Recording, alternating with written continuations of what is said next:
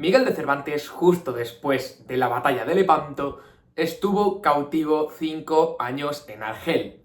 Esta es la historia que nos va a contar Alejandro Amenábar en su nueva película, El cautivo. Y aquí te lo vamos a contar, en Cine con Pau.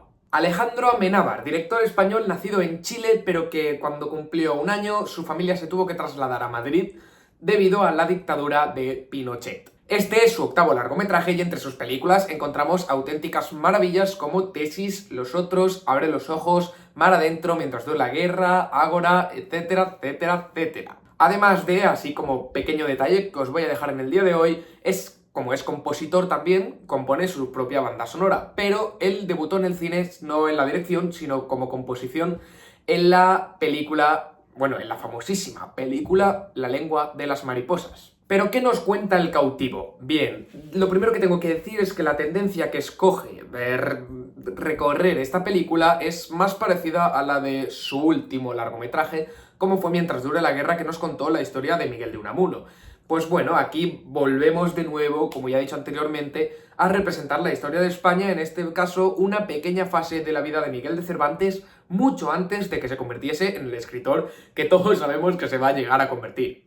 Entonces Amenábar nos representa la película de una forma muy curiosa, que sobre todo en su primera mitad funciona exageradamente bien, porque Miguel de Cervantes es un gran contador de historias, por no decir de los mejores contadores de historias de la literatura mundial. O sea, El Quijote es la obra más vendida de todos los tiempos. Entonces, claro, la forma que escoge Amenábar es muy interesante y muy inteligente, porque nos representa, por un lado, una historia de aventuras, por otro, una historia carcelaria, y por otro, nos representa, pues bueno, una historia sobre un contador de historias. El propio director dijo en entrevistas que cuando descubrió esta época dentro del pasado de Miguel de Cervantes, le interesó mucho contarla en una película porque dijo, joder, aquí hay una película de aventuras muy buena, ¿no?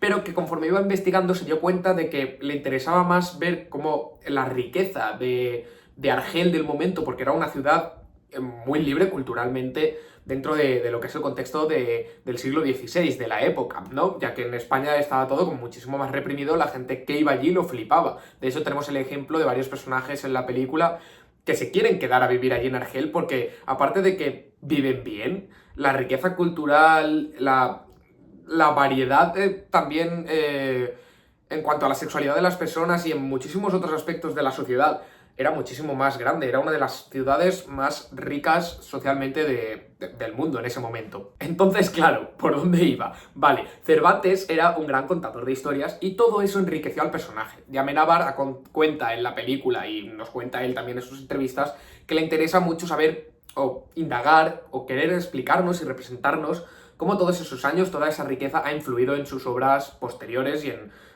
todas las novelas que va a escribir años después de salir de ser cautivo, ¿no? Allí en Argel. Entonces sí que hace una mezcla muy, muy interesante entre lo que podría ser una película de aventuras y una película basada en, pues eso, en un contador de historias.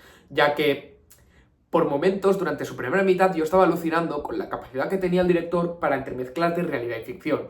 Me refiero, realidad en cuanto a lo que entendemos de la situación que les pasa realmente a los personajes en la cárcel, pero claro, Miguel de Cervantes va a contar historias a los presos, que es lo que va a hacer que el Hadal pues le interese, ¿no? La presencia de Cervantes en su propia prisión. Es como que esa manera que tiene de contar las historias el protagonista y con las que va a interactuar con el resto de personajes dentro de la película, Amenábar decide que eso también tiene que interactuar con nosotros y todo lo que cuenta lo representa de forma cinematográfica también, de manera que entremezcla realidad y cuento. Y ahí le funciona muy bien, ahí para mí da con la clave. Lo que pasa es que más adelante la película se va a deshacer un poco de eso, va a seguir contándonos historias, pero realmente nos acabaremos dando cuenta de que lo que nos está contando a partir de su primera hora de película ya es todo realidad, ¿no? O sea, todo realidad, entendedme, realidad dentro de la historia que se nos cuenta, dentro de ese universo, ¿no? Porque si lo que pensáis o lo que queréis es ver una película con un rigor histórico de la hostia, no vayáis porque evidentemente sí, esos años pasó, esa época pasó, pero Amenábar ha utilizado muchísimas habladurías o muchísimas teorías que había sobre la situación de ese personaje en ese momento. ¿Con qué rigor histórico? ¿Con qué? Pues algunas cosas sí, otras no, pero la mayoría son cosas que no se saben. Pero hay que entender que estamos ante una película, estamos viendo cine, estamos viendo ficción. ¿Y qué problema hay con eso, no? Entonces, para mí en ese aspecto no ha habido ningún problema y la he disfrutado muchísimo. Y es que sí que es verdad que es una segunda mitad en la que no le funciona tan bien. Ese juego que sí, que ya os he dicho que le va de mil maravillas en la primera mitad, pero es una película a la que yo os animo de verdad a ir al cine a enfrentaros a ella porque sí que tiene aspectos y cosas muy muy interesantes que yo creo que os va a gustar, os va a hacer pasar un buen rato. Otro dilema es si ir a ver una película de Amenábar tiene que implicar tan solo pasar un buen rato o algo más, pero eso ya es otro tema, otro debate, otra cosa a la que aquí personalmente pues no voy a entrar. Porque a lo que sí que quiero entrar es a las críticas, a los duros golpes que está recibiendo y a los que todos sabemos por qué están sucediendo, ¿no? Es evidente que la película no es una genialidad, que la película no es una maravilla y que la película tiene sus fallos, por supuesto. Yo mismo os los estoy contando. Narrativamente se emociona y luego le falla. Ese es el caso. Pero lo que no voy a comprender en la vida es cómo se está siendo tan duramente criticada la sexualidad del personaje de Cervantes. O sea, realmente no lo representa ni homosexual como tal. A ver, sí, pero yo entiendo más que es un personaje bisexual. De todas maneras, ¿qué más? O sea, ¿qué cojones? ¿Sabes? ¿Qué más da? Quiero decir, estamos en el siglo XXI y estamos hablando de una película. Si alguien quiere hacer a, yo qué sé, Donald Trump transexual, pues que alguien haga a Donald Trump transexual. Me sudan los cojones. Quiero decir, es una película, es ficción, y la gracia está que tú entres dentro de esa ficción. El problema está en que cuando estamos hablando de que está basada en hechos históricos, la gente se piensa que tiene que ser totalmente fiel. Si no, no habría magia, ¿no? También hay películas que son mágicas y son completamente fieles a lo que adaptan o a lo que cuentan. Pero no es el caso. Y en el caso de las películas, lo que tenemos que hacer es saber a lo que vamos, saber a qué nos vamos a enfrentar y ya está. De todas maneras, la polémica es que no la comprendo. Es que ni siquiera las escenas que han sido criticadas son tan exageradas. Pero absolutamente para nada. O sea, tenemos muchísimo que aprender como sociedad si el problema verdaderamente es la sexualidad que escoge Amenábar para Cervantes en esta película. O sea, no tiene ningún tipo de sentido. Otra cosita que me flojea bastante, por seguir ya metiéndonos un pelín más para acabar en la película, es que esa parte de contador de historias le pasa factura. Porque está como todo el rato haciendo redundancia en que es un gran contador de historias, y en que es un gran contador de historias, y en que es un gran contador de historias.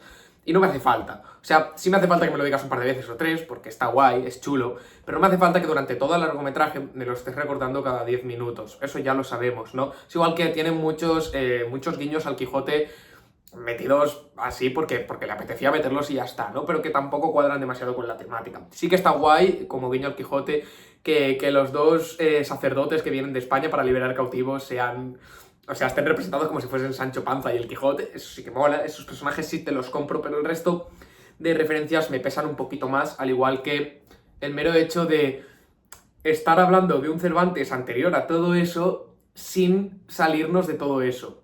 En parte lo entiendo, en parte entiendo que quieras contar cómo surge esa persona, pero no hace falta que todo el rato me estés diciendo la persona que va a surgir de lo que estamos viendo en el momento. No sé si me explico muy bien, pero a mí en ese aspecto sí que la película me ha fallado un pelín. De todas formas está muy guay, ¿eh? En aspectos generales, ya os digo, a mí me ha gustado, he pasado un buen rato. ¿Es la mejor de Amenábar? No. ¿De las mejores? Tampoco, pero la película funciona, la película se deja ver, en la película la vais a disfrutar, ¿no? Los actores están genial, están muy bien, ese aspecto es que me ha gustado bastante.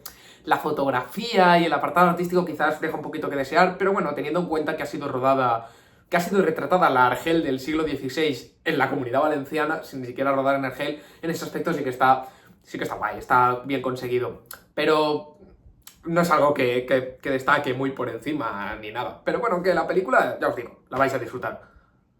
Así que nada, antes de terminar, recordaros que os suscribáis, activáis la campanita, le deis like al vídeo y por supuesto que me sigáis en mis redes sociales que os voy a dejar abajo en la descripción, en Twitter, en Instagram, en TikTok, donde queráis. Cine con Pau en todos lados, no tiene pérdida. Y nada, espero que esto os anime a ir al cine y nos vemos en el próximo vídeo. ¡Chao!